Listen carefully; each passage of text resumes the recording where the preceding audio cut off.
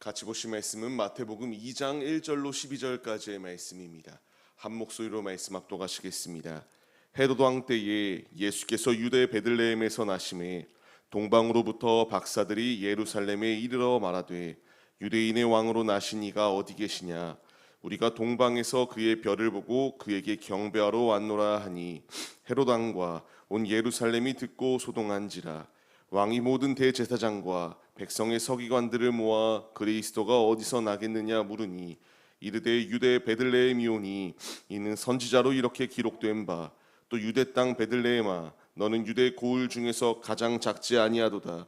내게서 한 다스리는 자가 나와서 내 백성 이스라엘의 목자가 되리라 하였음이니이다. 이에 헤롯이 가만히 박사들을 불러 별이 나타난 때를 자세히 묻고 베들레헴으로 보내며 이르되 가서 아기에 대하여 자세히 알아보고 찾거든 내게 고하여 나도 가서 그에게 경배하게 하라. 박사들이 왕의 말을 듣고 갈새 동방에서 보던 그 별이 문득 앞서 인도하여 가다가 아기 있는 곳 위에 머물러 서 있는지라. 그들이 별을 보고 매우 크게 기뻐하더라. 집에 들어가 아기와 그의 어머니 마리아가 함께 있는 것을 보고 엎드려 아기께 경배하고 보배압을 열어 황금과 유황과 몰약을 예물로 드리리라. 그들은 꿈에 헤롯에게로 돌아가지 말라 지시하심을 받아 다른 길로 고국에 돌아가니라. 아멘. 할렐루야. 오늘도 예배의 자리 가운데 모이신 성도님들 주님의 이름으로 환영하고 축복합니다. 같이 나눌 말씀의 제목은 참 왕을 만난 자의 자세라는 말씀의 제목 가운데서 은혜를 나누도록 하겠습니다. 우리가 하고 싶은 것, 우리가 먹고 싶은 것, 가보고 싶은 곳이 있으면 우리가 열심을 다해서 줄을 서서라도 그게 아무리 먼 거리가 될지라도 우리는 목표한 바를 이루기 위하여 나아가는 경우들이 참 많습니다. 유명한 맛집이다, 유명한 곳이다, 꼭 한번 둘러봐야 되는 곳이다 라는 말을 들었을 때에 시간을 할애하여 나아갑니다. 이 모습 가운데서 이렇게 열심을 다하여 나아가는 것처럼 오늘 말씀 가운데서도 우리에게 여러 인물들이 나오거든요. 이 가운데서 우리가 따라야 될 진짜 왕이 우리 가운데 왔을 때에 무엇을 우리가 의지하며 살아가야 되는가에 대한 것을 재정립해 나가야 되는 게 오늘의 말씀이에요.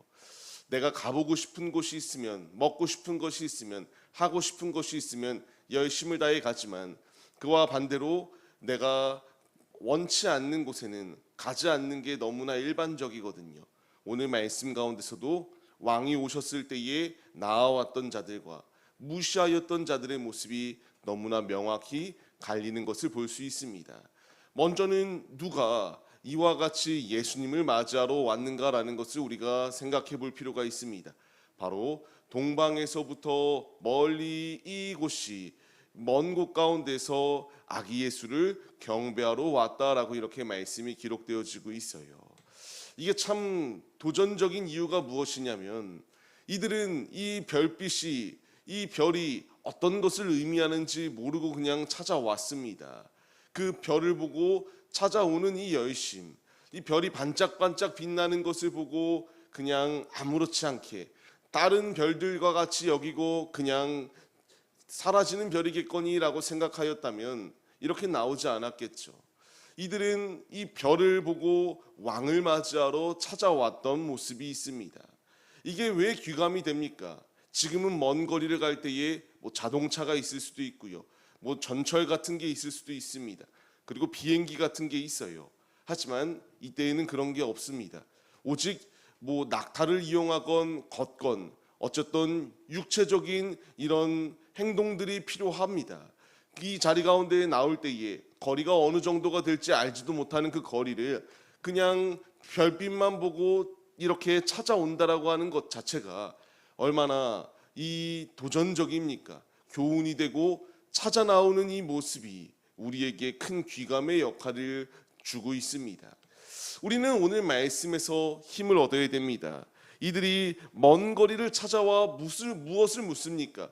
유대의 왕으로 나신 이가 누구십니까? 라는 것을 묻습니다. 우리 역시 이 질문 앞에 분명한 답을 내려야 됩니다. 바로 예수님이시잖아요. 예수님께서 이와 같이 이 땅에 내려오시고 비하하신 후에 탄생하셨을 때에 이와 같이 이 동방 박사들이 나와 주께 경배 올려드렸던 것처럼 주님을 찾고자 하는 열심의 모습이 우리에게 있어야 함을 분명히 말씀해 주세요.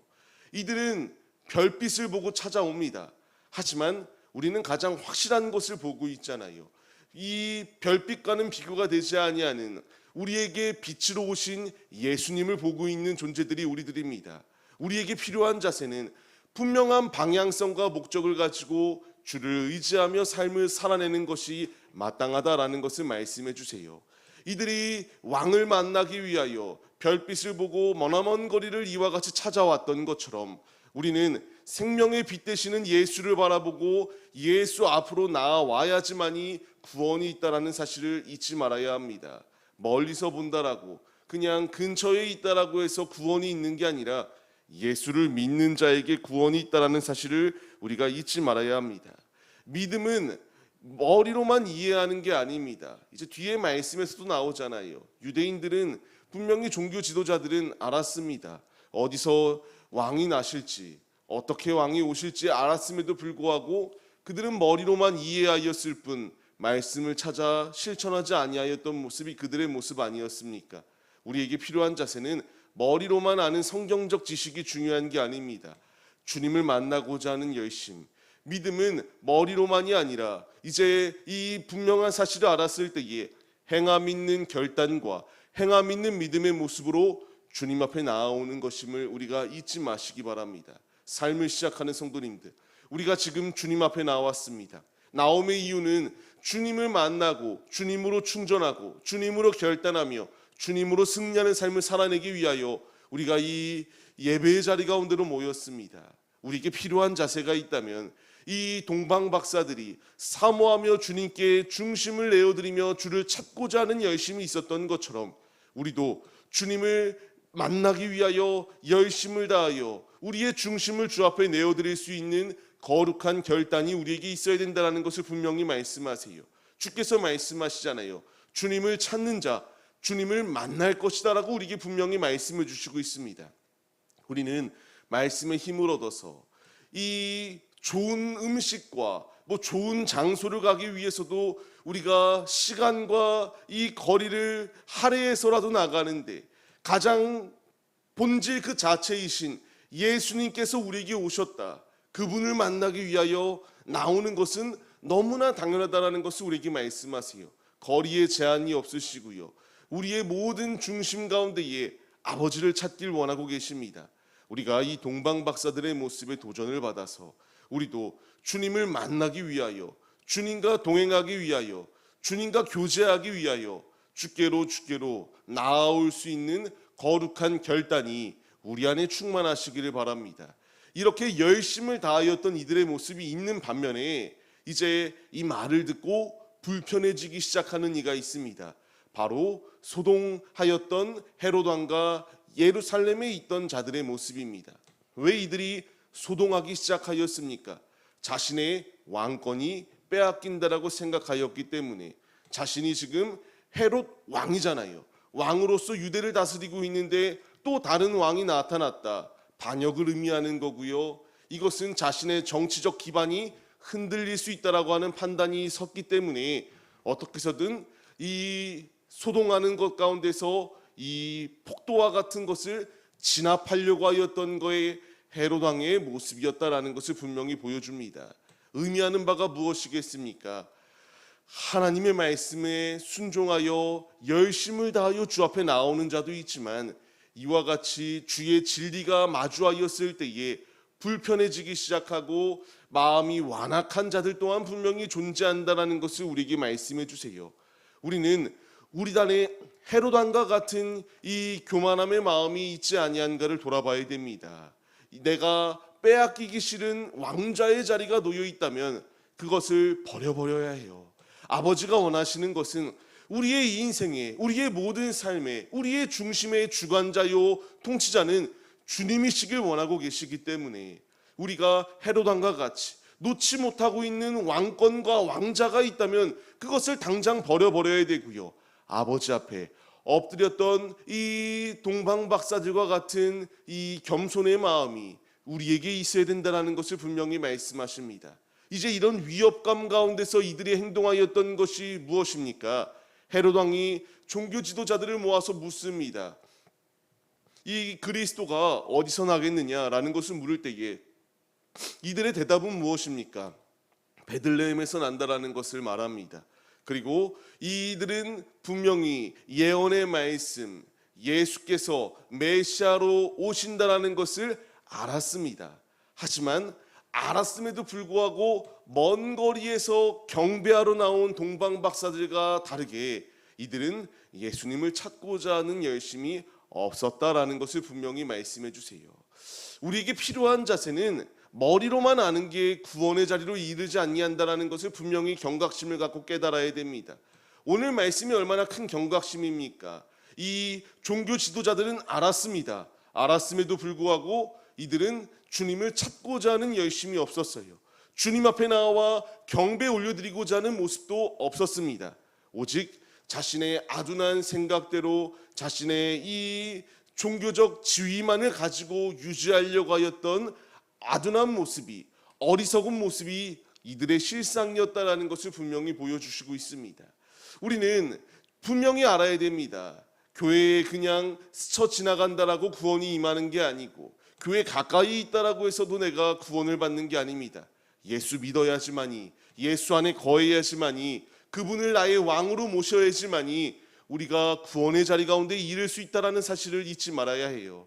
이들은 이 분명한 사실을 알았으면서도 머리로 아는 것으로 그쳤기 때문에 그냥 저런 모습 가운데에 양심에 화인 맞은 자와 같은 모습이 이들의 모습이었다라는 것을 성경이, 하나님의 말씀이 분명히 지적하고 있습니다.